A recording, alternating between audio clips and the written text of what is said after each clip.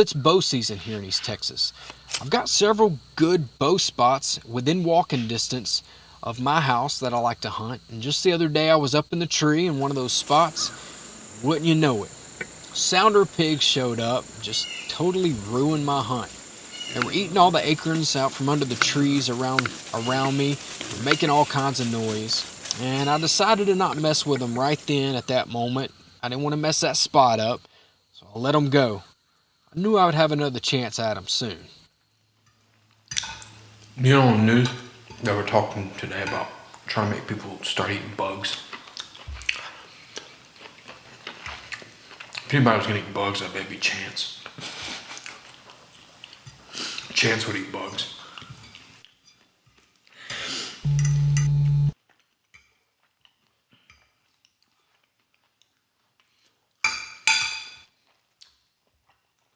Those pigs were over at the pond at my bow stand. Right on? Yeah, those that came out on me when I was bow hunting. I'm gonna go get them.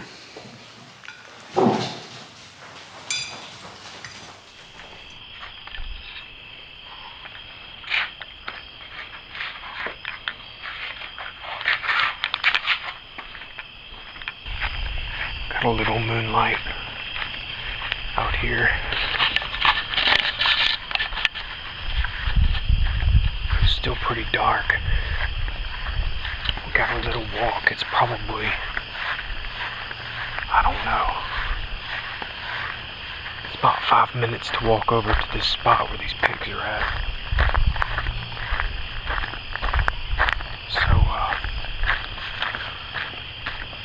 it's an old clear cut, logging clear cut, and it's grown up pretty good, but I got some trails through there, so hopefully we'll get through there, no problem. Let's go.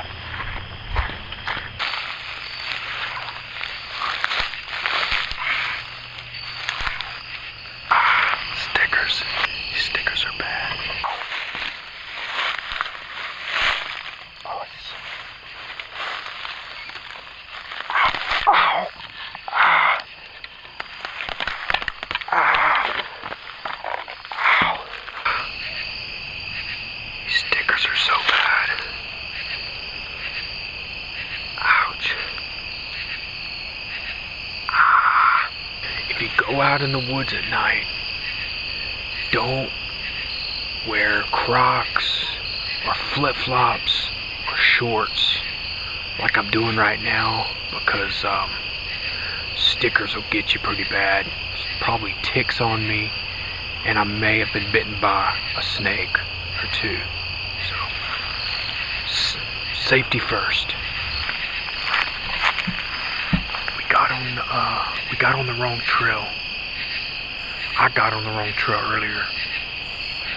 I'll take all the blame for this. But I think we're back on track now. Just right over here. We're getting close. We're probably 100 yards away from where those pigs are at. So,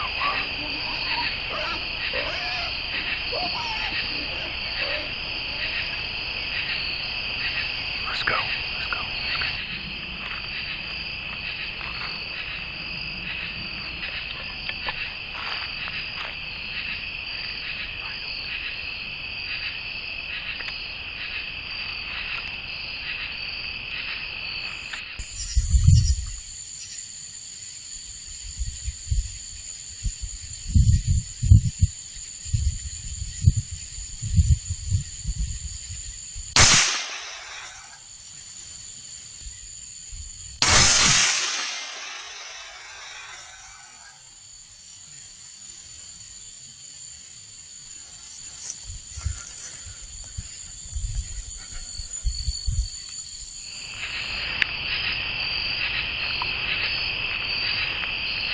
This segment of DNA was brought to you by Battle Rifle Pro Shop, Tough Country, American Values Forged in Steel, Rogue Texan Outfitters, Pitch Black Thermal, Karchner's Specialty Meats, and Cope's Trailers.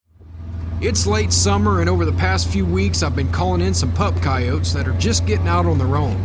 Here in deep East Texas, the rabbit distress has been consistently calling in coyotes through the heat of the summer.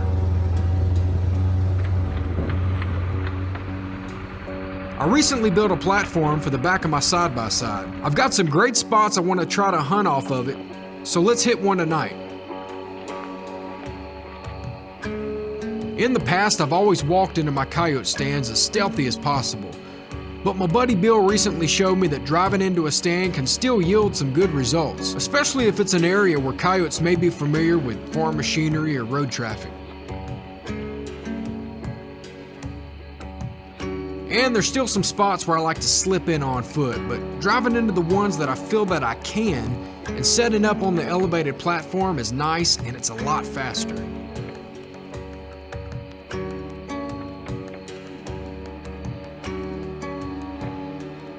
This spot tonight's on the edge of a couple-year-old pine clear cut.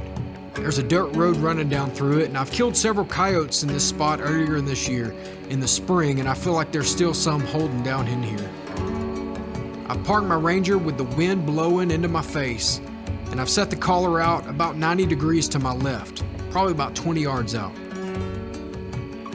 This elevated platform is perfect for these young pine growths, where from the ground level you might not really be able to see down through there.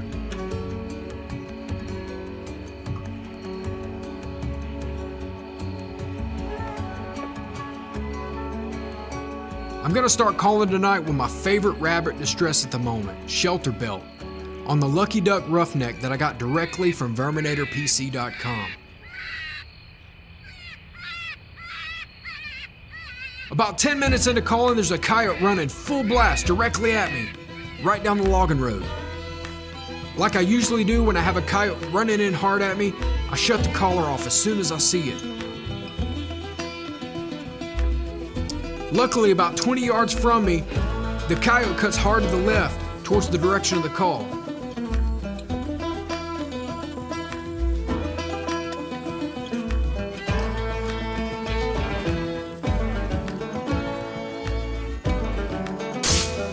Got it.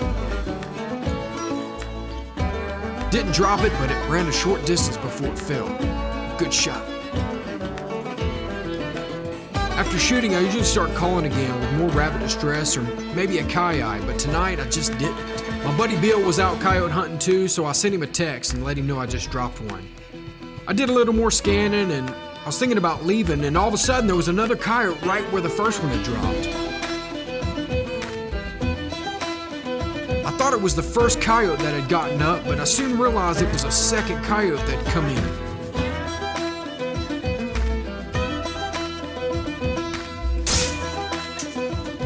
Got it!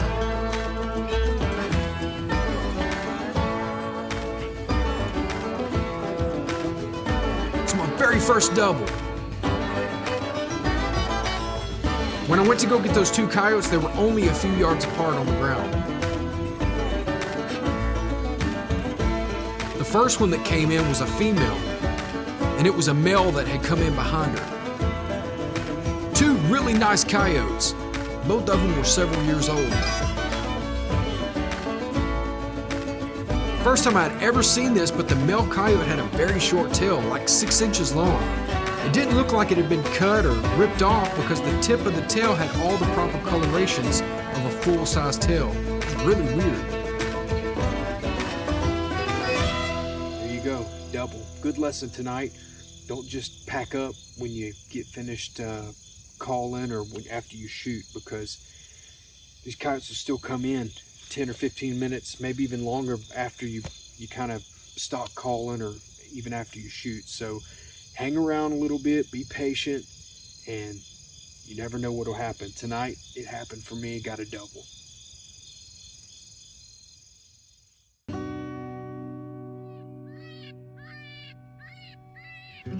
Eight minutes into our first stand using some rabbit distress, had one come in. Something spooked it, so it ran back out, circled around us.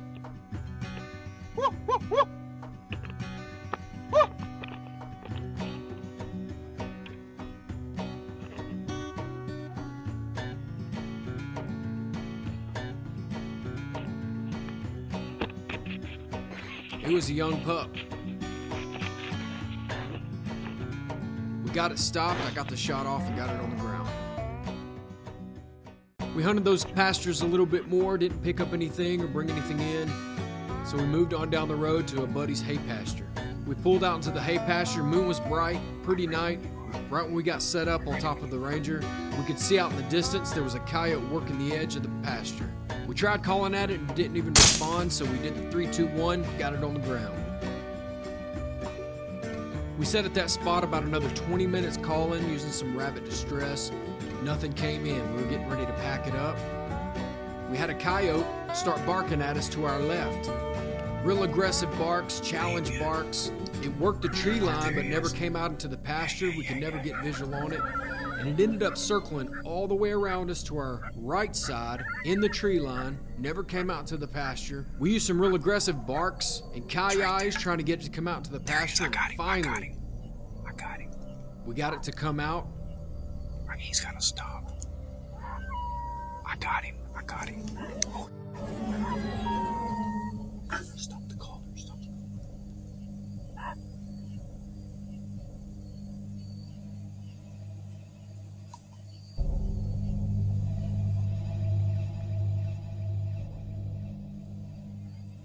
I got him. It ran the tree line of the pasture. I got the shot, got it down. It was an old dog. Worn down teeth, ear chewed off. He looked like a scrapper. It's a good kill. Good night, 3 coyotes on the ground. Always a good time with my buddy Bill. Nice shooting, Paul. Now let's head over to Brad Boyer, one of our sponsors with Pitch Black Thermal. I think they're about to drop some coyotes. All right, we're getting the hunting rig ready to go. This is Brad with Pitch Black Thermal.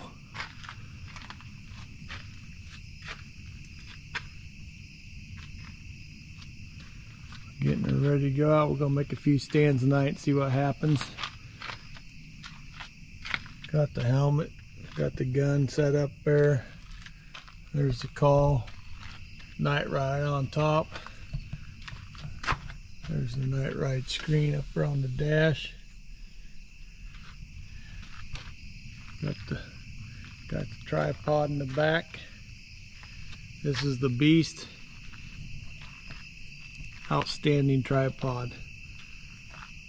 We'll talk to you on the first stand. Catch you guys later. Alright, southeast Iowa. We'll go out and try to call some coyotes in. See what we can do. Check back with you later.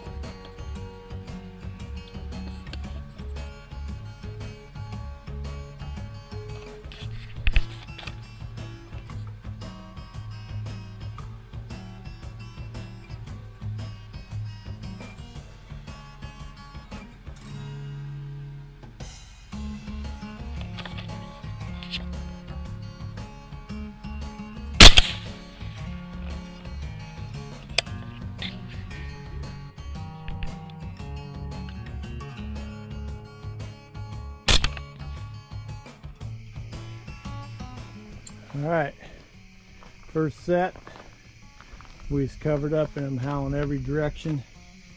We ended up managing to get 2 of them out of them, only 2 that showed up to the call.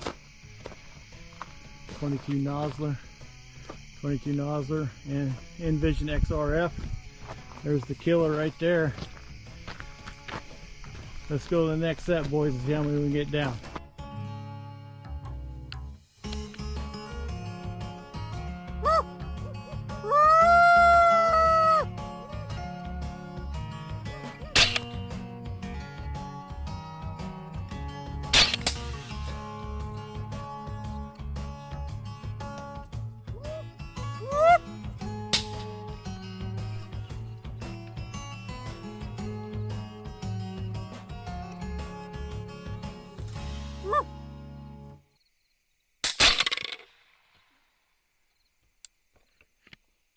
Set number 2. Pitch black thermal, southeast Iowa. Let's see if we can get 2 more for the truck. See you in a little bit.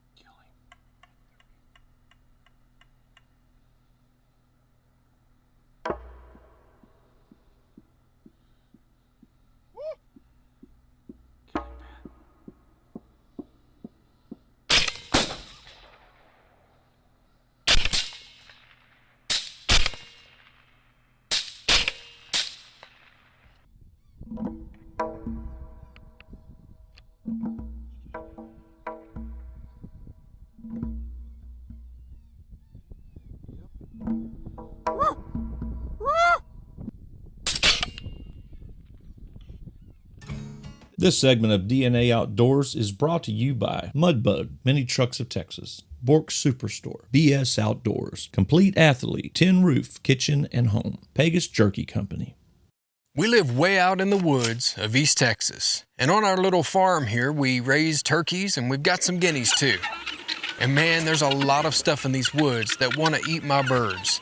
Several years ago, I got some thermal equipment and got an e-collar just to thin out some of the predators around my farm. And it didn't take long for me to fall in love with predator hunting.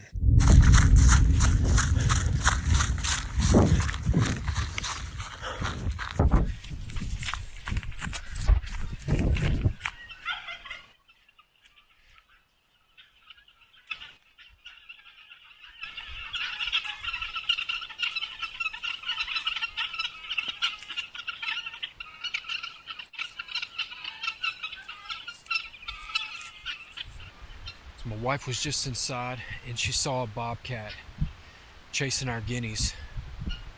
It's been coming around a lot this week. I think it's gotten a couple of my birds this week. I didn't see it just now.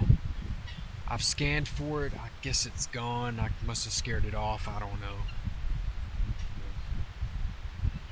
It'll be back.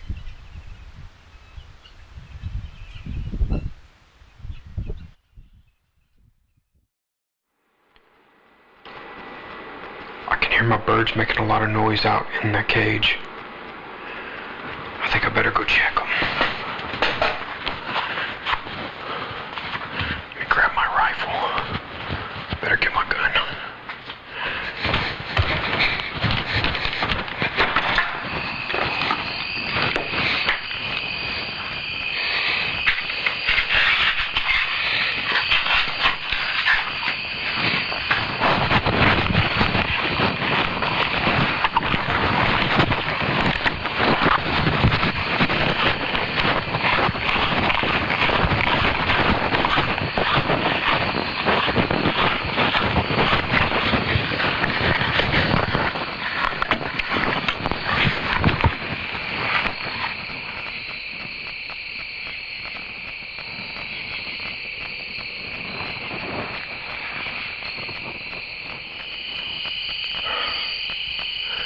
They're not making any noise now. They're quiet.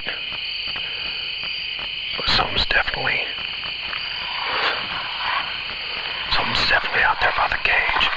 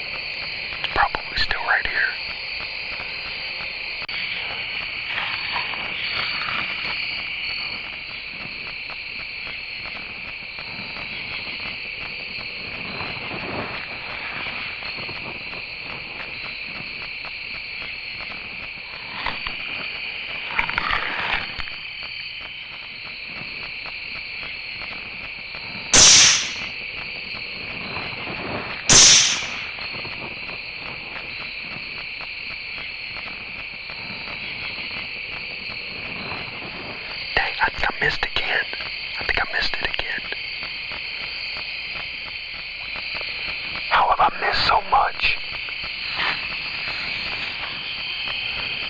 This cat's got 9 lives.